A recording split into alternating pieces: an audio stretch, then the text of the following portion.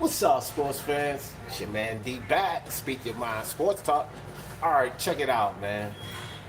We talking Devin Haney moving up to 140, or at least he talking about what he looking at moving up to 140. And Marcos Maidana on the comeback run again. For the love of sports, let's talk about it. All right, so D Donut Shop, Jefferson in the morning. Y'all know what time it is. So first, right, looking at Devin Haney's video, just scrolling down, looking at some videos, and he spoke about, well, he was asked about going to 140, like, you know what I mean? Remy, what's good with you, Remy? And so he talked about Josh Taylor, and he was like, he hadn't really looked at Josh Taylor too much since they've been down. He been kind of Willie Williams. What's good with you, fam? Appreciate you coming. Hey, everybody make sure y'all hit that like for me, man. Let's grow this thing. Grow this thing. I love them likes. Jacko Davis in the building. Samuel Shaw was good. So he was asked about Josh Taylor, right? And so he was like, yeah, that's a fight that I would be interested in. He was like, what belts do he have? And then he was told he got 2 belts. He was like, oh yeah, I would definitely be interested in that fight. But he said when he moves up, what he's really interested in, basically his first fight when he moves up, is a catchweight fight at 144 versus Mikey Garcia. See, Devin Haney, bro, this is what I'm talking about. Devin Haney, Ryan Garcia, Teofimo Lopez, these guys are going for guys that could potentially beat them. Now, let's be honest about Mikey Garcia, right? Mikey Garcia,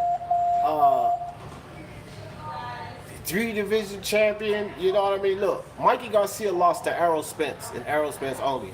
That is definitely a step-up fight for Devin Haney. The Texan, what's good with you, fam? Appreciate you coming through. That's a step-up fight, and he said that's the first fight that he would be looking at when he moves up in weight. Hold on right quick. Hey, Carl.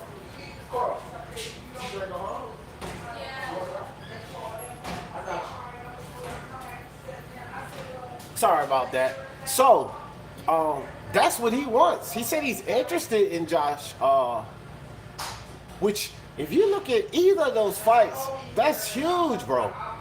Like, Devin Haney want that smoke. You talking about a fight with Josh Taylor or Mikey Garcia? And that's what he's interested in. So, he's not trying to slow roll it or follow the process, so to speak. Devin Haney is trying to put in work, right? So, very impressive. I mean, there's no telling when he gonna move up. Raider from LA, what's up, Raider? But when he move up, he's not looking to do like Tank Davis, move up and wait, and then fight some old guy. A fight that people know he can win. I mean, you got to think about this. If he moves up to 140 and say go fight Josh Taylor, there's gonna be a lot of people say, oh, Josh is gonna beat him. To be perfectly honest, I might edge Josh over Devin Haney right now. Because Josh Taylor been fighting at 140. He is the man at 140. Between him and Ramirez, we don't know yet. So that is a call out. Then when you look at Mikey Garcia, that's a challenge. Devin Haney not talking about moving up to be on no bullshit. He's talking about moving up to challenge himself. This is what we like to see in these young prospects, man. That's what I like to see in these young prospects. I don't want to see them fucking around for too long. I mean, I'll be honest, they got to have some smaller fights and things like that before they get up, and face the top competition. I mean, at the beginning of their, red loud as a motherfucker, at the beginning of their career. But as they move on, they need to start challenging themselves. And Devin Haney knows that he doesn't have but so long at 135. The kid is big. He's big. Teofimo's big. We all know that they're going to move up. But just what he's looking for, what he's looking toward when he moves up, that's impressive. That's impressive. Whether it happens or not, we know how it goes. Politics, this, that, and the third. He can't get the fight, whatever. But what he wants, his intentions, that's impressive. You know, I'll have to see what happens when he gets to 140, because a lot of guys say, I want this, I want to fight this guy, I want to fight, and this shit never happens. So that's just boxing. But Devin Haney feel like, he was like, I'll whoop him up there at 140. Like, you know, he feel like you're ready. So, you know, shout out to Devin Haney, bro. Hopefully, you know, they extended the Corona situation for another 30 days. For all of you guys that don't know that too. So it's been extended. So it's extended to the end of April. So these guys still not going to be fighting. All the schedules get pushed back. That kills the Anthony Joshua and Pulev fight, because I believe that was scheduled for April 19th or something like that. Okay, so the next subject that I want to talk about real quick before I get up out of here is Marcos Maidana. So I know you guys remember that Marcos Maidana was talking about a comeback not too long ago. And then he complained about it was too hard, and, you know, he was still a little pudgy. But I was just looking at a video with Marcos Maidana, and, bro, he looks good. He looks good. I mean, physically, he looks good. And he was on the treadmill, and he was just going for it. I'm talking about, he wasn't no, you know, short trot. He was going for it. And it looks like he might be serious this time. And I want to say something about Marcos Maidana and, you know, his chances versus the current welterweights, depending on where he comes. If he comes at 147 or if he comes in at 154, I think that he can be competitive in either weight class. Because let's be honest about it, Marcos Maidana gave Floyd a rump. He gave him a rump. Now, he's going to need a couple of fights, you know, maybe 1 or 2 fights to warm up. But Maidana's no scrub, man. And like I said, he gave the great Floyd Mayweather a good knock. That was a good fight. So if you think about the fight that he gave Shiz Biz, what's good with you, fam? If you guys think about the fight that he put up against Floyd Mayweather, like, he'll be a problem. Give him a couple of fights. If he could get back into a state in shape, get back into fighting shape, Maidana will be a problem at 147. He will, I think, be a problem at 154, because at 154, there's no clear-cut top guy. You know, all of those guys with the belts could beat each other at 154. Marcos Maidana could walk right in there and be in contention.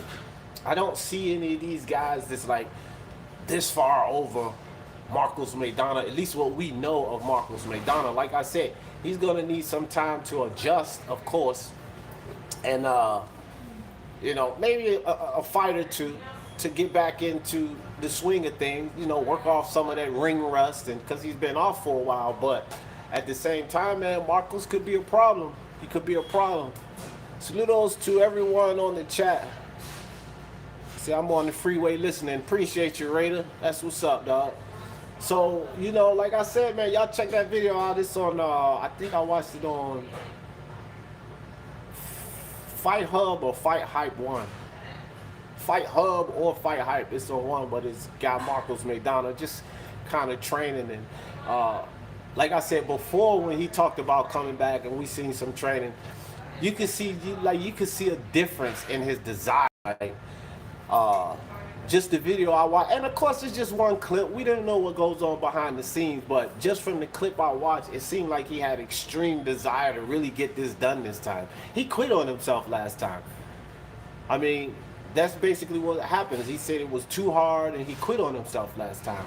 This time maybe he's serious about it. And I would be interested in seeing what Marcos Maidana could do when he comes back. Pretty sure it's going to be 147 or 154, but how he looked in that video, it could very well be 147, bro, because that dude has shaved a ton of weight off. Marcos Maidana has shaved a ton of weight off. He looks really fit. He's got muscles now showing in his ab section. Because remember the last time we were talking about coming, he was still a little pudgy down there. You know, he didn't have any kind of definition in his ab muscles or anything, but he has that now. He has that now, and he's slimmer than he was when we seen him talk about coming back before. He's much slimmer than that already. So shout out to Marcos Maidana, man. Hopefully we get him in here and, you know, he give us some. Kevin in the building. What's good with you, Kevin?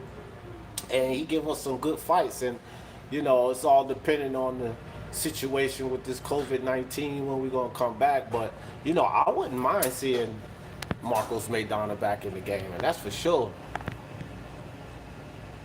That Mayweather money running low. Yeah, man. With boxing being out and the way that guy spends money, a lot of other fighters, celebrities or such, they always talk about this. Like, we don't know what Mayweather's finances are, but certain groups, and certain social class of people hobnob with each other, basically. So the celebrities, the Hollywood world, the rappers industry, they would know more about Floyd's situation than we do. And one thing is common: everybody says that he's irresponsible with money, bro.